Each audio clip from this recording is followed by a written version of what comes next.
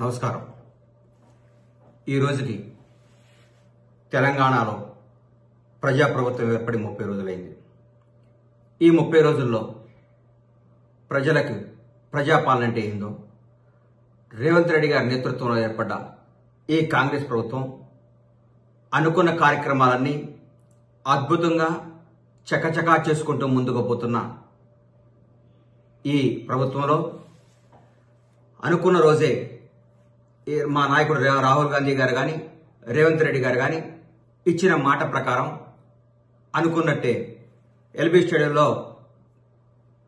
ప్రమాణ స్వీకారోత్సవం జరుగుతుండగానే ఇక్కడ ప్రగతి భవన్, అదే ఇప్పటి ప్రజాపాలన భవన్ గడిలు బద్దలు కొట్టడం జరిగింది.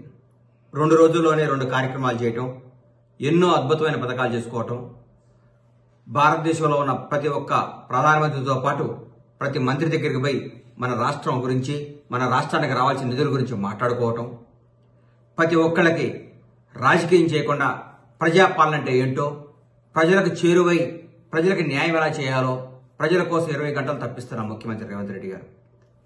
ఇలాంటి ముఖ్యమంత్రి నాకు తెలిసి ఇంతకుముందు పరిపాలన అనుభవం లేకుండా మొట్టమొదటిసారి ఏ మంత్రి పదవి చేపట్టకుండా ముఖ్యమంత్రి పదవి చేపట్టి ప్రజలందరికీ చేరువై అద్భుతమైన పరిపాలన అందిస్తూ భారతదేశంలోనే ప్రతి ఒక్క నాయకుడు ఈరోజు తెలంగాణ రాష్ట్రం గురించి, తెలంగాణ ముఖ్యమంత్రి గురించి మాట్లాడుకుంటుంటే చాలా ఆనందంగా ఉంది.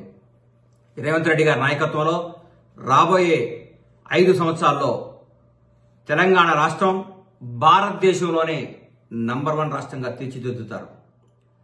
అన్యాయాలు లేవు, అక్రమాలు లేవు, దురపాలన లేదు, దౌర్భాగ్యమైన జీవితం అనుభవించాల్సింది లేదు.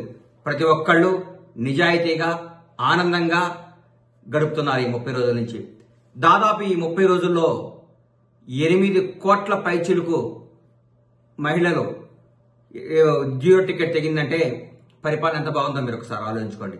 ఇదే కాదు, ప్రతి ఒక్కటి ప్రజల కోసం, ప్రజా శ్రేయస్సు కోసం, ప్రజల సంక్షేమం కోసం తెలంగాణ కాంగ్రెస్ ప్రభుత్వం చకచకా దూసుకుపోతున్న విధానం చూస్తుంటే ఆనందాన్ని ఇస్తుంది, అద్భుతం అనిపిస్తుంది. రేవంత్ రెడ్డి గారి నాయకత్వంలో ఇంకా ఎన్నో అద్భుతమైన కార్యక్రమాలు జరగబోతున్నాయి.